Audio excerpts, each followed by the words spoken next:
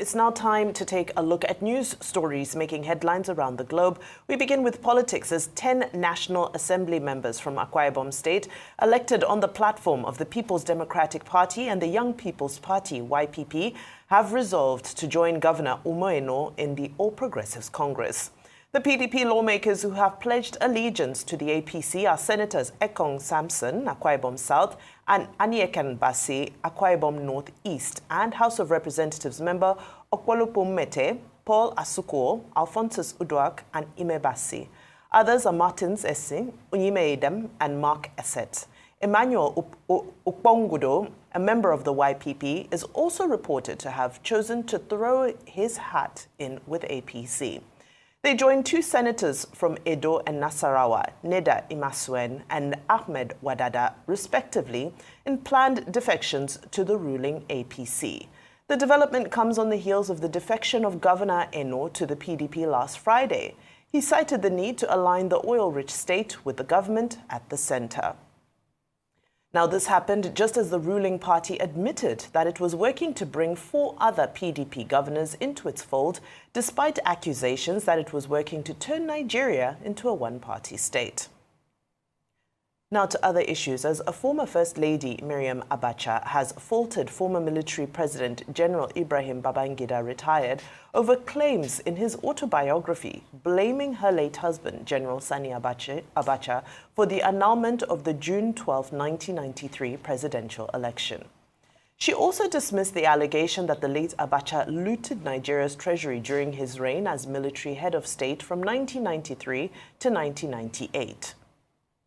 The former First Lady, who spoke in an interview to mark 27 years since the death of Abacha, who died in office on June 8, 1998, insisted that the annulment of what is widely regarded as Nigeria's freest and fairest election was not masterminded by her husband.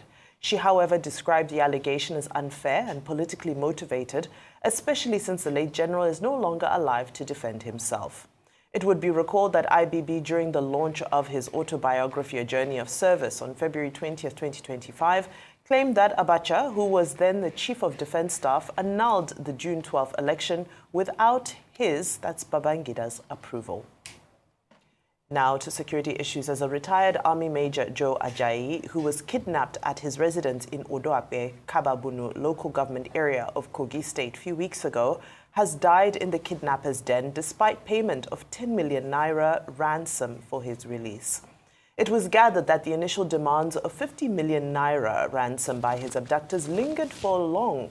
When the family could not pay, this resulted in his health deteriorating as he had no means of getting his medication. The kidnappers informed the family that their plea for his medication to be forwarded to him would come at an extra cost, which the family could not meet. However, as soon as the abductors discovered that Ajayi could not survive his ordeal, they reduced the ransom to 10 million naira. A source in the community said that the Ajayi family, believing he was still alive, quickly agreed to pay the 10 million naira for his rescue.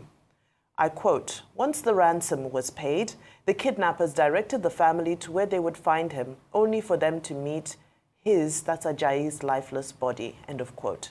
The retired Army officer's remains have been deposited at the morgue of the Kabba Specialist Hospital.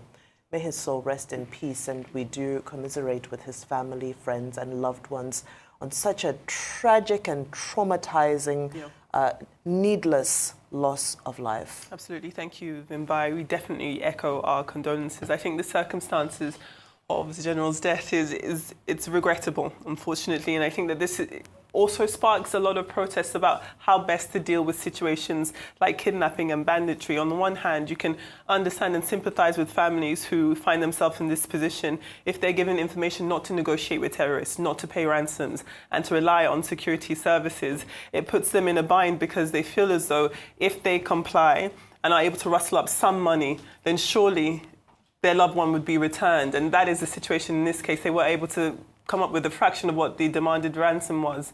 And unfortunately, they were only met with the corpse of their loved one once they did so. So I think that this underscores the ever-growing issue with insecurity in this country.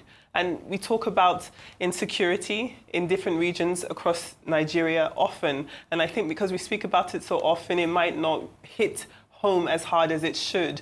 But seeing these scenes of people wailing, people in tears, because they are also victims of the insecurity that we're seeing in this country, it is heartbreaking and devastating. So yes, I re-echo our condolences to their families.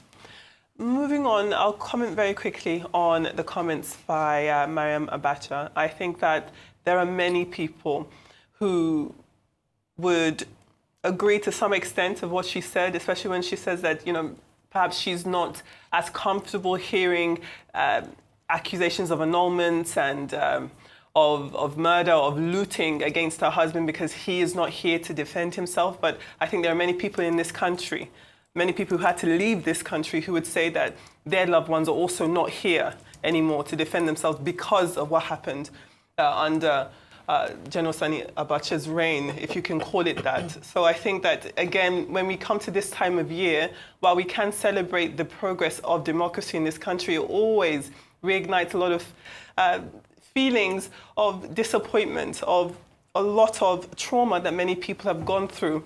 And to this day, I still think that when people are talking about Nigeria's independence story, though it is one of triumph, there's definitely a lot of disappointment, of sadness, of death, and that doesn't exclude the Abacha family. But I do think at this point there needs to be a stronger conversation about this looted amount, how much has been taken, where it went, how it can be accounted for. She says that her husband did not loot any money. Many people in this country feel as though he did, and I do think that there are many people in this country, all of us, who deserve to find out what actually happened to that looted amount. Absolutely. Okay, where do I start from? Let me start with Mrs. Mariam Abacha, the widow of the late General Sani Abacha. We discussed this same subject yesterday. And I said categorically that I recall that the columns that I wrote on that particular subject, 28 years ago, 27 years ago, I was saying that there was dancing in the streets. People were literally dancing that Abacha died, that because he had imposed on the country despotism of the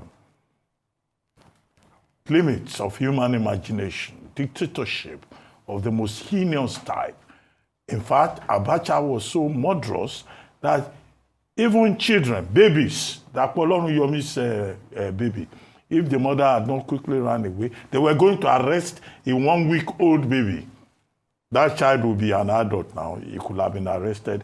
Anything could have happened to him at that time. Families left this country because of Abacha's despotism. Nobody was safe, not even journalists. People disappeared. There was a notorious department called DMI that tortured people. So let's not argue about dictatorship. And it was on the basis of the full extent of the authoritarianism, the dictatorship, the brutality imposed on Nigerians by the Abacha administration that Nigerians, in fact, became resolved that never again should there be military rule again in this country. So when Nigerians condemn military rule, soldiers say, oh, under military rule, a few things, developmental projects, 4th development plan, 3rd development plan, at least move Nigeria forward. But people say, well, we saw the very limits of military dictatorship under Abacha.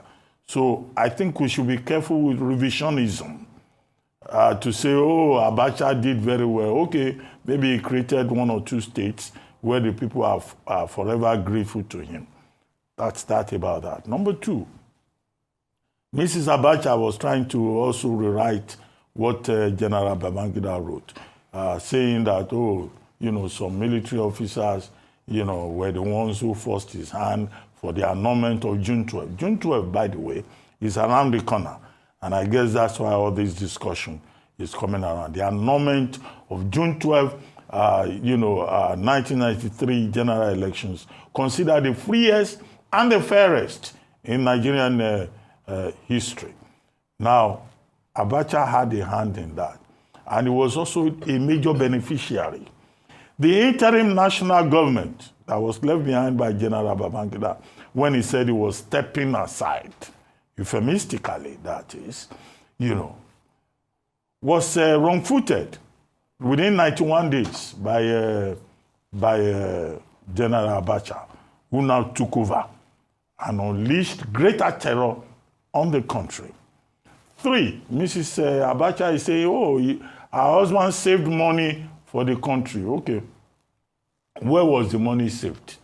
Nigeria has an institutional framework for saving money, the Central Bank of Nigeria. So did he save the money in his house? Or did he save the money in some safe havens across the world? That is why Abacha has acquired the reputation as the ancestor that keeps giving. Money is kept in Switzerland. Money is kept in other places, island of Jersey, in the United States and elsewhere, that the Nigerian government has been tracing, and those funds have been repatriated again and again. That was how he got the name, the ancestor that keeps giving. Now, what the Nigerian government has even been able to get is just interest on the stolen loot. We've not even been able to get to the principal. And yet the widow comes across and says, oh, the money, our husband saved the money on behalf of Nigeria. What of money that was also retrieved from the children? What is the business of the children with Nigeria's, funds? Have they also come forward to say this is the money that our father asked us to save for Nigeria? Well, there will have been issues about their bona fide in that regard. I think the big issue, which I guess we'll get to later in the week, is about the evil of the annulment of the June 12 election. Today is June 10. In 2 days' time, it will be the anniversary of June 12. When the mandate of the Nigerian people was destroyed, when the people of Nigeria were suppressed, and that affected the democratic trajectory of Nigeria. There are persons in government today who benefited from the evil of Abacha, including persons who are Abacha's agents and who are dancing on the grave of the many persons who died as a result of the mayhem that Abacha unleashed on this country. I speak as a witness to history, not somebody who went and Googled the story. I was there and I wrote about it. Now, second, that takes me immediately to the issue about the people who are defecting. They are actually not 10, maybe 10 from Akwa Ibom, coming from the PDP and also the Young People's Party. 2 others are coming from Nasarawa. Pressure is being put on some other people to also join. Okay, these defections, the president has said, look, those parties from where they're defecting, they don't have life jackets. Those people are living sinking boats.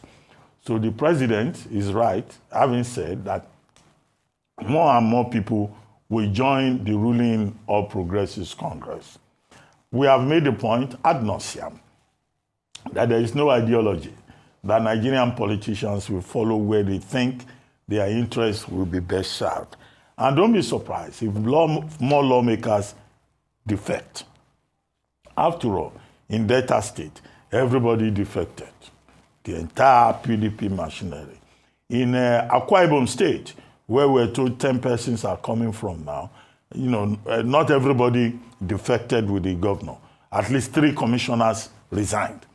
Udom Emmanuel, who was the governor before Pastor Eno, did not join the defection train. But you will find more people defecting. The thing to ask is, where is the interest of the ordinary Nigerian who is going to vote? Many of these people who are defecting, they will not be in Nigeria on election day. Some of them, they leave Nigeria a few days to election, and they will be monitoring from London, from Spain, from US. How is it going? How is it going? They are only into politics for the benefits that they will gain. The thing to say is, what are we doing about voter education? What are we doing about mobilizing the people? The women, the first-time voters who will turn out en masse on election day. Those are the ones that President Bola Ahmed Tinubu needs. Those are the ones that he needs to cultivate.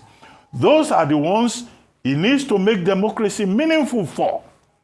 So that when they come out on election day, they will say, now our papa be this, so, and we want him. Not all these, elementary, stomach-centered, stomach-driven, belly-faced front politicians who are just looking for their own personal interests.